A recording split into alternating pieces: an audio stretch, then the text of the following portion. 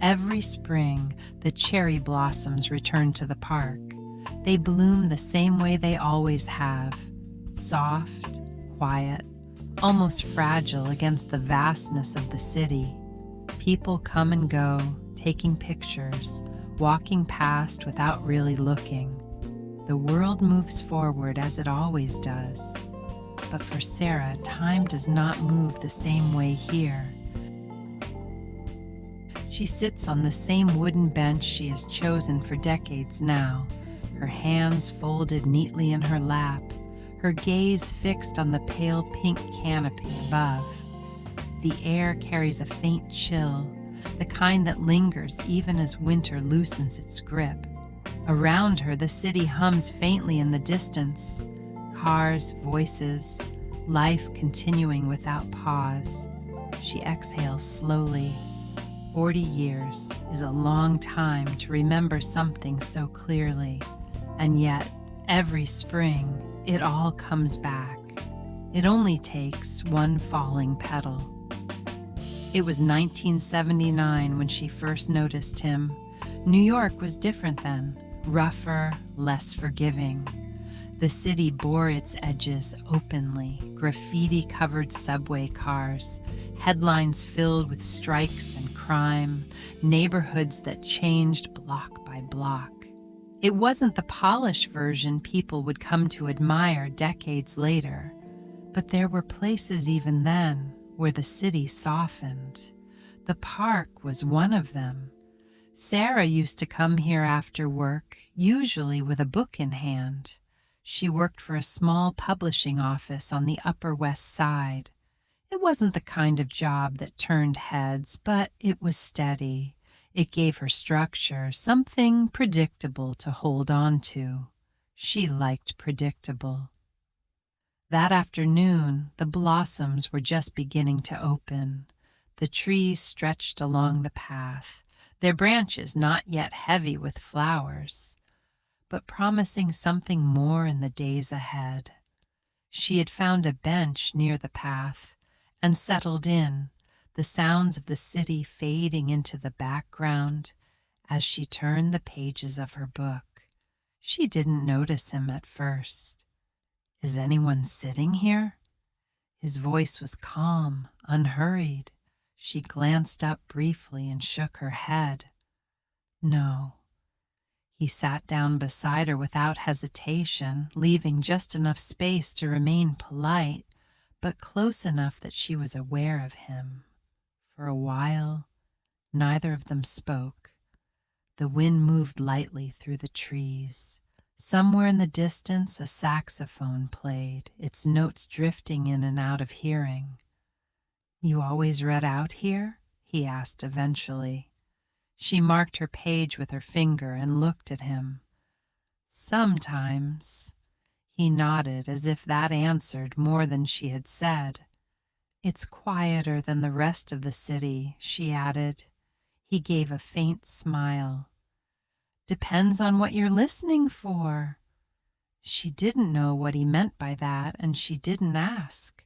That was how it started, not with anything remarkable, not with a spark or a grand moment, just a conversation that could have ended there, easily forgotten.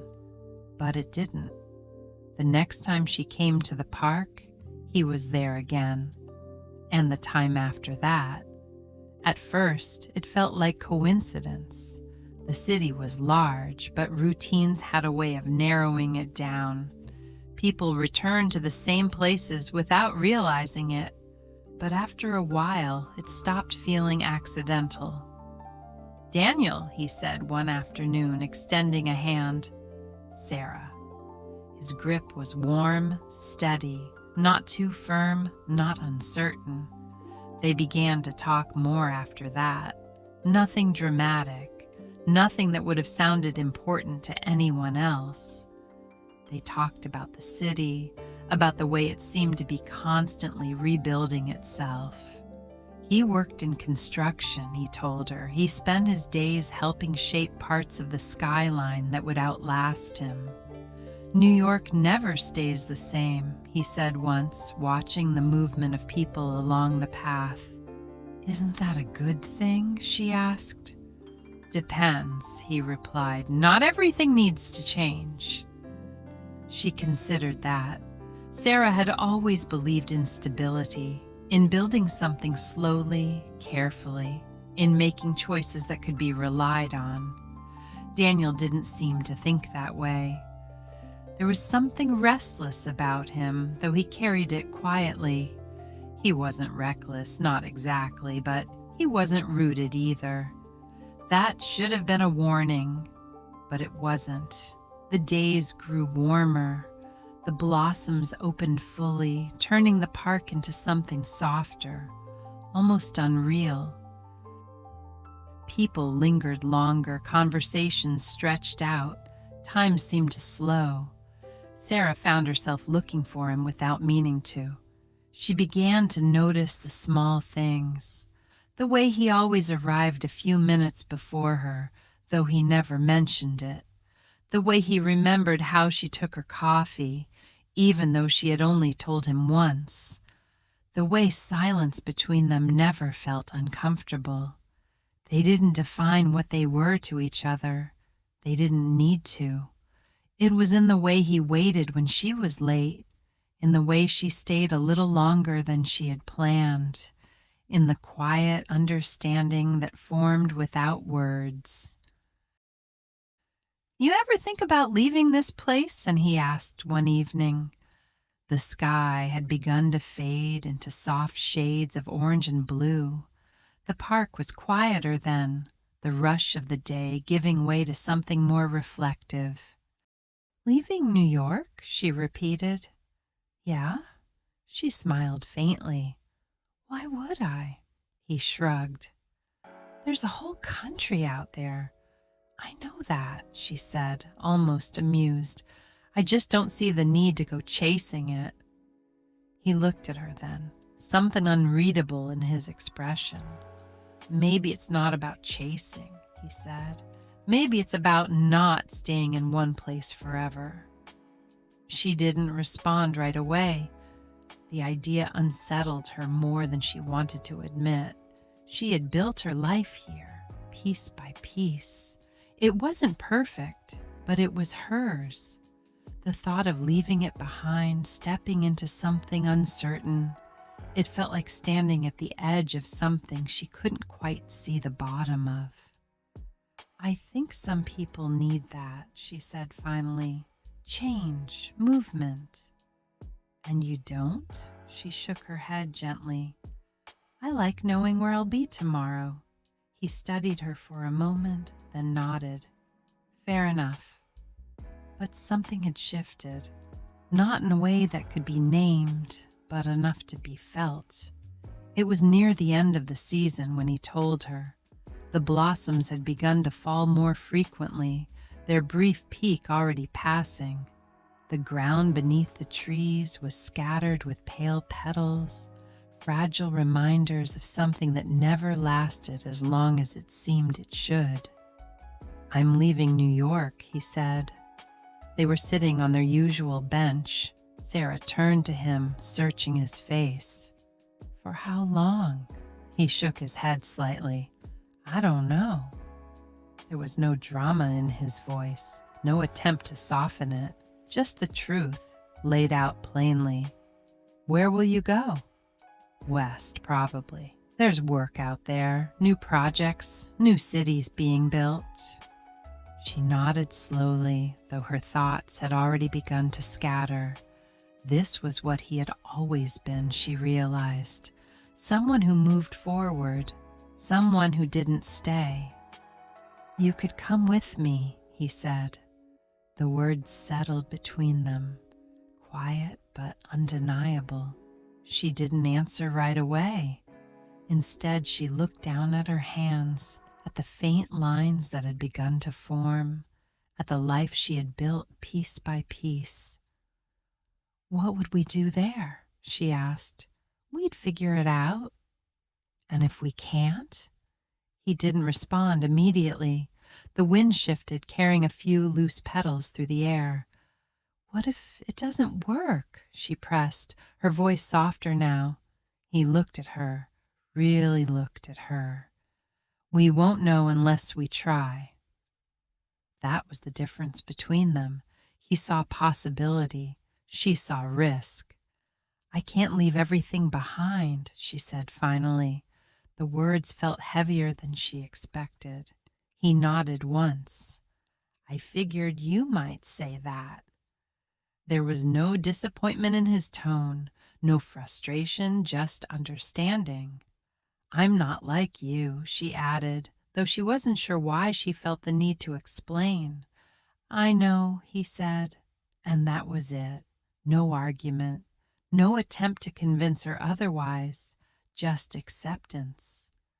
They sat there for a long time after that, the silence stretching between them. She thought he might say something else. She thought she might, but neither of them did. Eventually, he stood. I guess this is it, he said. She nodded, unable to find the right words. He hesitated for just a moment, as if considering something, then let it pass. Take care, Sarah. You too. He turned and walked away. She watched him go, her chest tightening in a way she didn't fully understand. For a moment she considered calling after him, just to say something, anything. But she didn't. She stayed where she was. And when she finally stood, it was in the opposite direction. Back in the present, Sarah shifts slightly on the bench. The blossoms above her sway gently, their petals drifting down in slow, graceful arcs. The park is quieter now than it was then. Or maybe it only feels that way. She reaches out, letting a single petal settle into her palm. She remembers the question she had asked him. What if it doesn't work? She closes her hand gently around the petal. And for the first time in years, she allows herself to consider the answer she never gave. Maybe it would have. Maybe it wouldn't have mattered. Maybe the uncertainty she feared would have been easier to carry than the certainty she chose instead. Around her, the city continues as it always has, unchanged in its constant motion. But here, beneath these trees, time lingers. And some choices never quite fade. They simply wait, year after year, right where they were left. The petal in Sarah's hand is lighter than she remembers. It rests against her palm for a moment, then slips away when the wind shifts, carried off like something that never meant to stay. She watches it go. For years, she told herself that was enough. Watching, remembering, letting time move forward without asking too many questions. That was how people lived, wasn't it? You made your choices, you stayed with them, and eventually they settled into something quiet, something manageable. But age has a way of loosening the things you once held tightly in place. It makes room for questions you avoided when you were younger. And today, sitting on that same bench in Central Park, Sarah realizes something she's never allowed herself to admit before. She never stopped wondering. She doesn't come to the park the next day, or the day after that.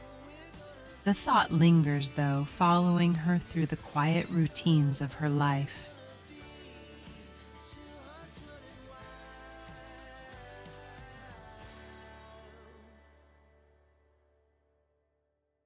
Her apartment is small, tucked into a street that hasn't changed much over the years. The same grocery store on the corner, the same narrow staircase leading up to her door, the same view of brick buildings and fire escapes. There is comfort in that. There always has been.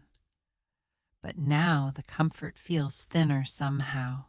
She moves through her day slowly, making tea, folding laundry, pausing longer than usual at the window.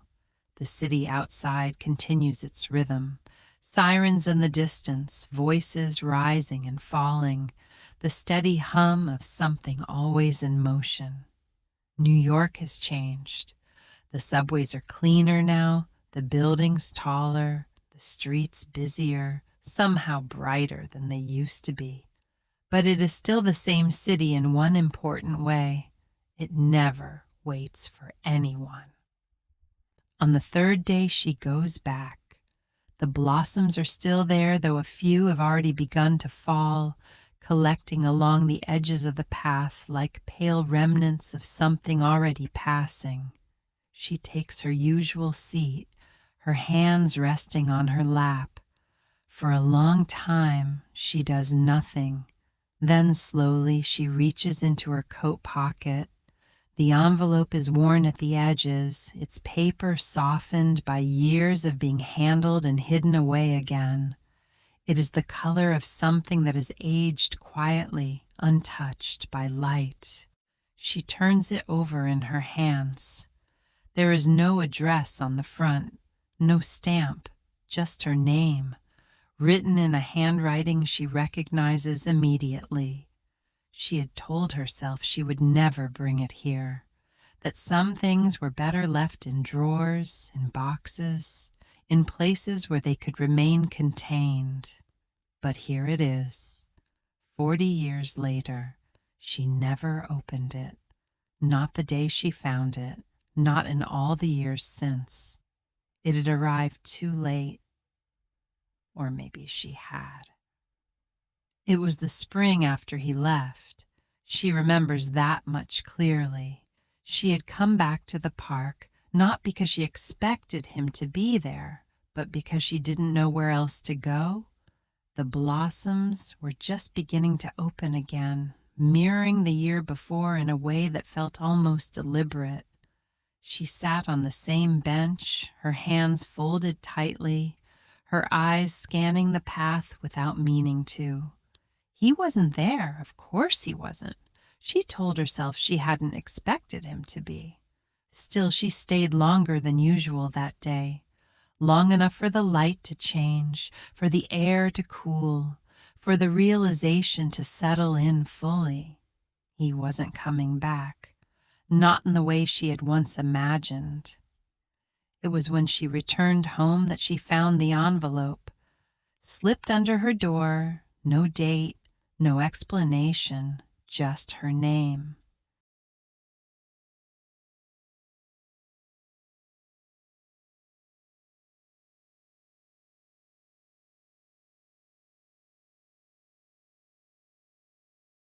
Now, sitting beneath the same trees, she traces the curve of the letters with her thumb.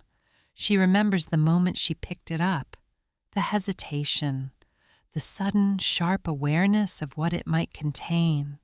She had known, even then, if she opened it, something would change, and she had spent her life avoiding change. The park around her hums softly with life. A couple walks past, their shoulders brushing lightly together. A child laughs somewhere in the distance. A dog barks, then quiets. All the small sounds of a world that continues, indifferent to the weight of a single unopened letter. Sarah exhales slowly. Then, with hands that are steadier than she expects, she opens it. The paper inside is thinner than the envelope, folded neatly in thirds. She unfolds it carefully as if the years might have made it fragile. For a moment, she doesn't read. She simply looks at the handwriting, at the way his name sits at the bottom of the page, even before she reaches the end. Then finally she begins. Sarah, if you're reading this, I guess I didn't say everything I should have when I had the chance. I came back. I told you I might not, but I did. Same place, same time. I waited longer than I expected to. I don't know what I thought would happen. Maybe that you'd change your mind, maybe that I would. But neither of us did. She pauses, her breath catching slightly. The sounds of the park fade just a little. I don't blame you. I never did. You wanted something steady. I wanted something else. That's not something you fix. She presses her lips together, the words settling into places she has kept closed for years. I thought about knocking on your door. I even walked halfway there, but I realized something along the way. You already made your choice, and I had to respect that. Her fingers tighten slightly around the edge of the paper. I'm heading out west tomorrow. There's work in California, big projects, new cities, the kind of thing I always talked about. I don't know how long I'll be gone, maybe a few years, maybe longer. The wind stirs the blossoms above her, sending a few drifting down across the page. She brushes them away gently. I meant what I said, Sarah, about nothing this beautiful lasting. I wasn't talking about the blossoms. She closes her eyes for a moment. But I think I was wrong about something. Just because something doesn't last doesn't mean it wasn't enough. Her vision blurs slightly, though she does not cry. Take care of yourself. Daniel. The letter ends there. No grand declaration, no attempt to change the past, just the truth, laid out as simply as it had been all those years ago. Sarah folds the paper slowly, her movements deliberate. Around her, the park continues, unchanged. But something inside her has shifted, not dramatically, not in a way that anyone passing by would notice, but enough. She looks up at the trees again. The blossoms are beginning to thin now, their peak already behind them. Another few days and they will be gone, just like they always are. For the first time, she allows herself to imagine it, not the life she chose, but the one she didn't. A small town somewhere she's never seen. A different kind of work, a different rhythm. Mornings that didn't begin in the same apartment, evenings that didn't end alone. It isn't a perfect picture. She doesn't pretend it would have been. There would have been struggles, uncertainty, maybe even regret. But there would have been something else too, something she never gave herself the chance to find out.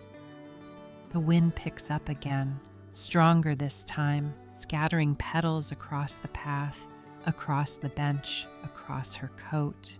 She stands slowly, the letter still in her hand. For a moment, she considers putting it back into her pocket, taking it home, letting it return to the quiet place it has occupied for so long. But she doesn't.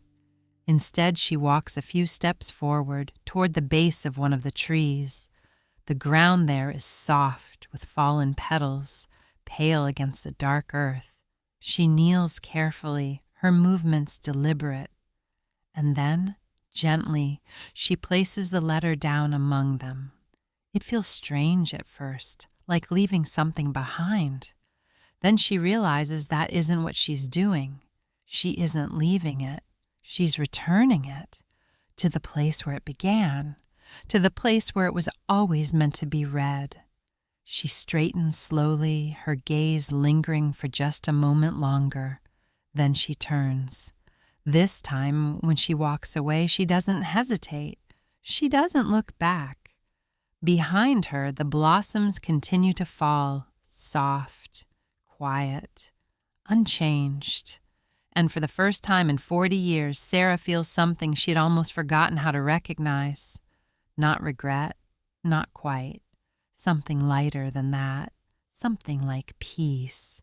Because some stories don't need to be rewritten. They don't need a different ending. They just need to be understood. And sometimes, understanding comes long after the moment has passed. But when it does, it is enough. Somewhere far from New York, the years unfolded differently. At first, Daniel told himself he would go back, not immediately, not right away. There was work to be done, commitments already in motion, foundations that needed laying, literal and otherwise. Cities did not build themselves, and he had always been the kind of man who followed things through once he started them. But the thought stayed with him.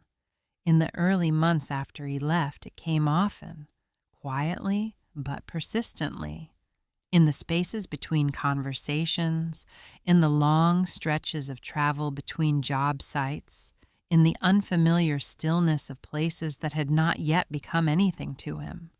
He would think of the park, of the bench, of the way the light filtered through pale blossoms in the late afternoon, and of her. There were moments, more than he cared to admit, when he came close to acting on it. Once, standing in a train station with a ticket half purchased, he paused longer than necessary, his fingers resting against the edge of the counter. It would have been simple then, a change in direction, a different choice made at the right time. But simple did not always mean easy. He stepped away. Another time he found himself walking through a neighborhood that reminded him too much of home. Tree-lined streets, quiet corners where the city seemed to soften. For a brief, unguarded second, he imagined what it would be like if she were there. If their lives had shifted just slightly, aligned in a way that made returning not a question, but an inevitability. The thought lingered. Then it passed. There was always something else waiting. A new project, a new deadline, another city rising from plans and steel. Daniel moved west, just as he had said he would. California at first, then further. Places where the skyline had not yet settled into permanence, where change was not something to resist, but something expected, something necessary.